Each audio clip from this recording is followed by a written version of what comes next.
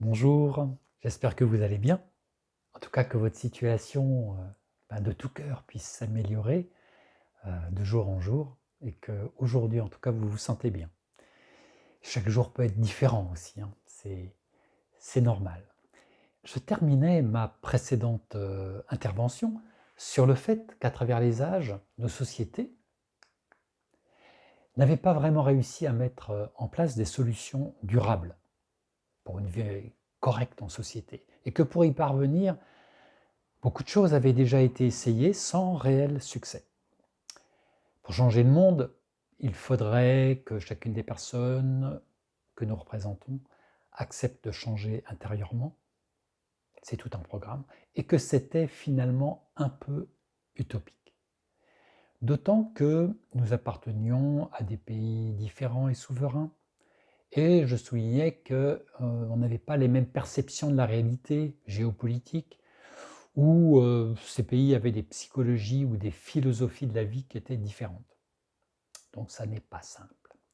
Et puis je vous parlais à la fin du silence. Pourquoi? Parce que le silence, avec le calme et la prière et la concentration, c'est l'endroit où se prépare l'action.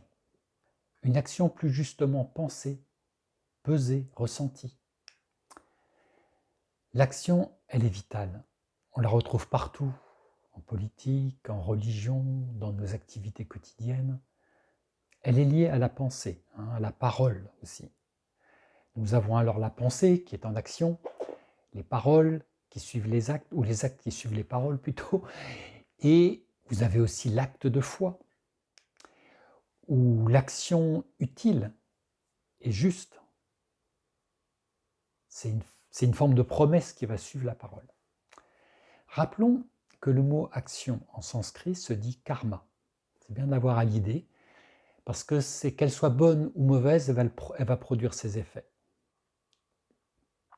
Vous avez aussi l'octuple sentier bouddhiste, avec 4 d'entre eux, la pensée, la parole, l'action, la compréhension. C'en est 4 sur 8 que j'ai choisi. Tout cela vécu dans la justesse nous rappelle un peu les mêmes choses. Et puis nous avons aussi un apôtre, Jacques, qui dira « La religion pure et authentique, c'est aussi l'action, le fait d'agir pour secourir la veuve et l'orphelin. » Vous avez le Christ qui vous dira que celui qui a faim, soif, qui est étranger, qui est nu, malade, prisonnier, à chaque fois dira-t-il que vous avez agi pour ces personnes-là, que vous les avez secourues, c'est à moi que vous l'avez fait. Cette action, c'est à moi qu'elle s'adresse. Donc on est ici dans l'action au secours du plus faible, du plus démuni, car c'est une action qui est vitale, qui est reconnue dans la plupart des sociétés éclairées.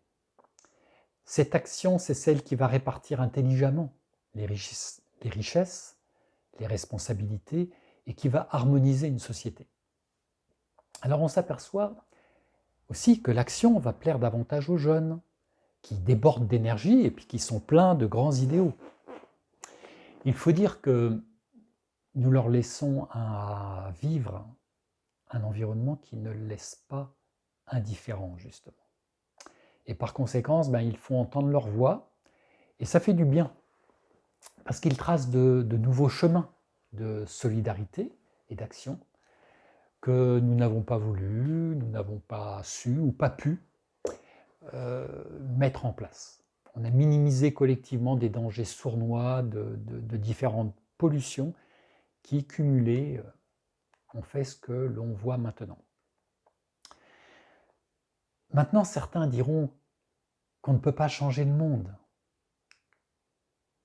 Je répondrai que nous pouvons agir et que nous devons d'agir collectivement et individuellement.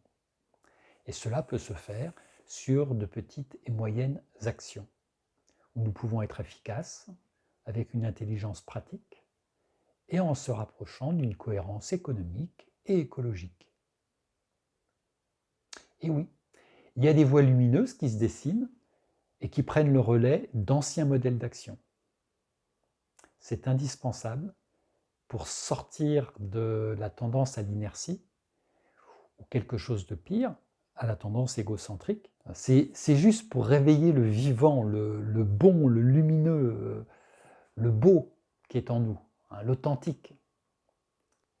Sinon, c'est la tendance à l'apocalypse, justement, hein, la tendance apocalyptique, catastrophiste, la sinistrose, l'angoisse, la peur, la haine, puis la mort. Et en chacun de nous navigue une pulsion morbide de mort, de découragement, d'autodestruction. Plus ou moins. Ça dépend des jours, ça dépend des périodes. Et c'est aussi une composante de notre être. Nous sommes par nature partagés, divisés. Un peu de yin, un peu de yang. La connaissance du bien et du mal. Et surtout, nous sommes des êtres limités et dépendants pour notre survie d'une relation d'amour, de soin, et cela de l'enfance à l'âge avancé. C'est la nécessité du lien qui est centrale. Et il nous faut soigner et accepter, comprendre ce lien essentiel avec la nature, avec l'animal, de compagnie ou pas, avec le divin et avec notre inconscient. C'est un lien particulier, celui avec notre inconscient, mais il existe, il est là, et il ne faut pas l'oublier ou le nier. Voilà le lien un petit peu avec ce livre de l'Apocalypse qui peut se dérouler au-dedans de nous. C'est un livre qui peut se lire à travers nos difficultés d'être, nos drames intérieurs, que ce soit un deuil difficile, que ce soit un drame, un accident, une séparation, des difficultés matérielles terribles. Ce sont des petites apocalypses qui se vivent en nous. Donc, le livre de l'Apocalypse dans la Bible, c'est une chose, mais il y a aussi l'Apocalypse que nous vivons dans nos vies. Et puis surtout, ce qu'il faut dire, c'est qu'il est bon de rêver, même aujourd'hui, de rêver notre monde, même s'il agonise, et concevoir que c'est possible, y compris de conduire de grandes actions de transformation de nos habitudes, de conso ou de vie, hein, plutôt que d'angoisser sur le futur et de rester planté là. Voilà. Même si ce monde devait finir demain, parce que nous aurions contribué à l'asphyxier, eh bien aujourd'hui, je plante un arbre, je sème de nouvelles façons de vivre dans le monde et en moi-même, et je respecte autant qu'il est possible mes semblables et les différents écosystèmes.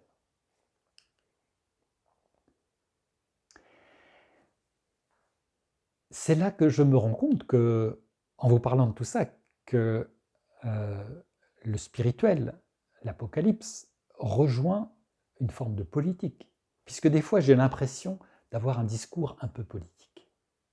Hein, mais c'est dans le sens de réveiller nos consciences, d'être un ferment de réflexion, et en ce sens, la politique est une bonne chose.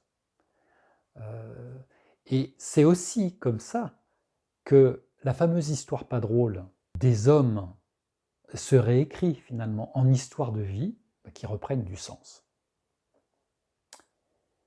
Alors je vous invite maintenant à vivre quelques instants dans le silence, à travers quelques respirations avant que nous poursuivions.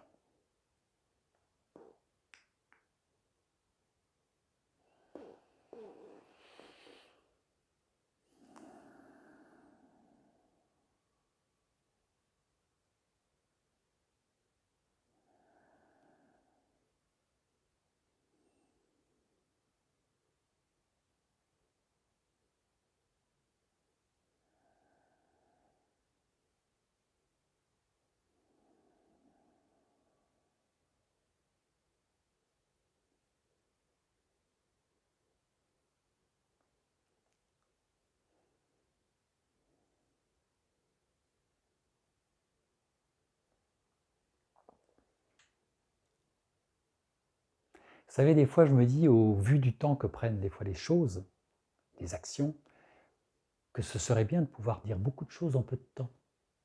Ce serait bien pour la planète, avec des vidéos qui seraient moins longues, moins énergivores. C'est pour ça que je ferai souvent des MP3, je pense, à l'avenir aussi. Et que cela vous libérerait du temps aussi. Mais non, la vie ne se résume pas au temps que nous prennent nos activités, pas seulement en tout cas, mais surtout à ce qui se passe au-dedans de nous dans cette perception du temps. Alors vous avez compris, je l'imagine, que à travers ces vidéos, je cherche à introduire un propos plus spécifique qui sera à venir sur le livre de l'Apocalypse et sur le grand livre de la vie surtout. Ça sera toujours mêlé. Je ne suis pas un spécialiste de l'Apocalypse. Cependant, tout ce préalable me semble nécessaire. Aborder le livre de l'Apocalypse ou une thématique en profondeur sans la replacer dans un contexte plus large, le contexte aussi de notre histoire, de ce qui se passe dans le monde, de notre psyché, ça ne me motive pas énormément. Alors, on va poursuivre et conclure, si vous le voulez bien, assez rapidement. Et on va penser juste un instant à nos pieds, à la terre qui nous porte courageusement à travers nos pieds. Et il y a une phrase, c'est que cette mère terre, elle est juste saturée de notre immaturité et de notre incapacité à être des êtres humains, dignes, des humains respectueux pour nous-mêmes et bien sûr avec le vivant dans son ensemble. Et les chamans, les Amérindiens, les aborigènes, ils auraient beaucoup à nous apprendre sur cette vision du monde qui nous renvoie un peu plus à l'humus qui nous constitue. L'humus, pour ceux qui ne le connaissent pas, c'est la terre, la couche supérieure du sol, d'où est tiré d'ailleurs le mot homme. Et c'est de là aussi que viennent les mots humilité, humble. L'humilité. Alors je garde à l'esprit que c'est beau autour de l'action, de karma en sanskrit, qui signifie action, et bien c'est bon de cultiver en nous cette humilité et ce silence, qui introduiront aussi la paix et la joie. Voilà, je vous dis à très bientôt et portons-nous bien, avec bienveillance et attention mutuelle. À bientôt.